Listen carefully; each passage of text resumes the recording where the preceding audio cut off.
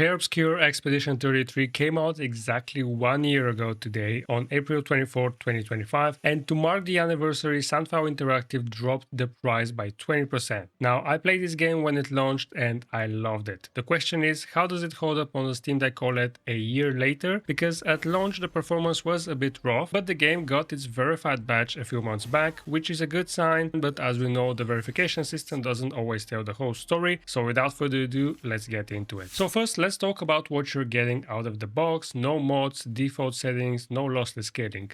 The short version, the game is playable but inconsistent. In battles, which is where you spend most of the time, you're sitting at around 30 FPS, which is fine. Battles are turn-based with some real-time elements, so 30 FPS is very usable and playable. The problem is the overworld, specifically when you're flying around the main world map or just traversing.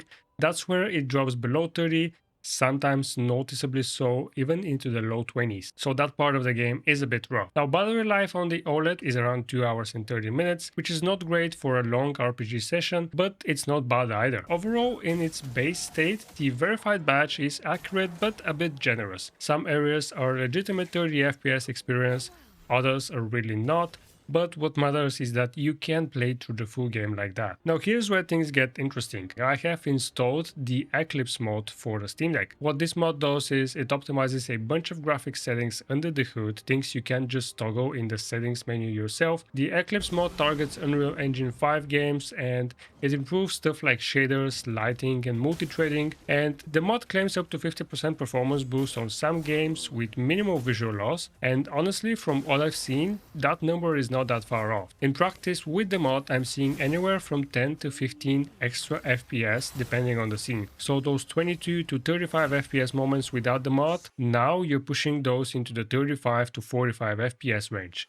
And battles that were sitting at 30 are now more consistently hitting that number and holding there, or actually getting to 40 FPS. The flying sections in the overworld are still the weakest spot, but they're also noticeably smoother, and I really can't tell if there's any graphics degradation. Now keep in mind, this is with the current version of the game, and the mod is built for a specific game version, so if Sunflower pushes a big update, you need to update the mod too. Now because this mod enables us to play at least 35 to 40 FPS, this actually puts the game in a very good spot to use lossless scaling. Frame generation. Now frame generation in lossless scaling works best when your base frame rate is already solid. I wouldn't go below 35, but with this one, it actually is pretty good.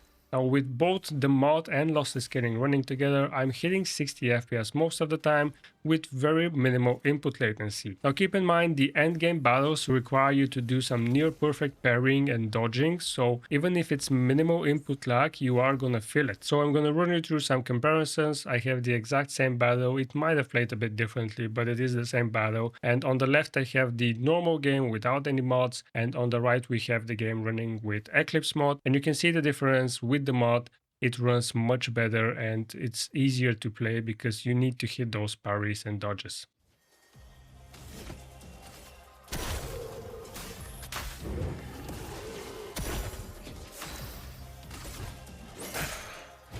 Chroma is...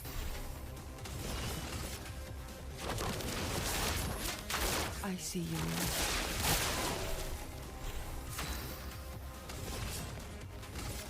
Here's your card. I've also got another comparison here from the early game. This is a section of the game that is a bit heavy, and on the left we have the base game, where as you can see sometimes it drops down to 25 FPS, where on the right with the Eclipse mod it bumps that up a little bit.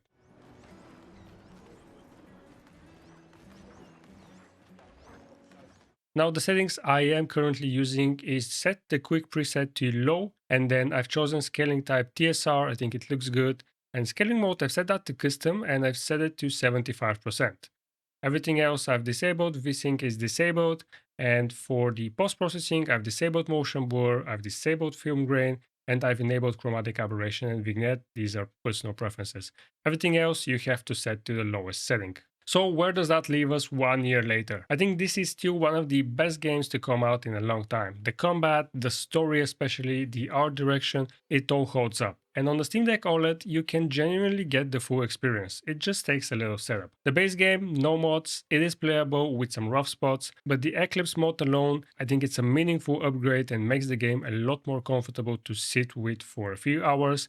And Eclipse plus Lossless Scaling, I think it's gonna be the best setup, again, depending on how you feel that input lag. The game is currently 20% off until April 30th, so if you've been on the fence, I think now is a reasonable time to purchase it. Even at full price, it is worth it. This is one of those games that you'll be thinking about long after you finish it. I wholeheartedly recommend this game. That's gonna be it for this video. If you've already played Expedition 33, let me know in the comments, did you use the Eclipse mode? How was your experience on the Steam Deck? If you're new here, consider subscribing. I cover Steam, Steam Deck, Steam hardware, and general handhelds content. I do benchmarks and news. You can also join the SteamFlow group and follow the SteamFlow curator page. Thanks for watching, and I'll see you in the next video.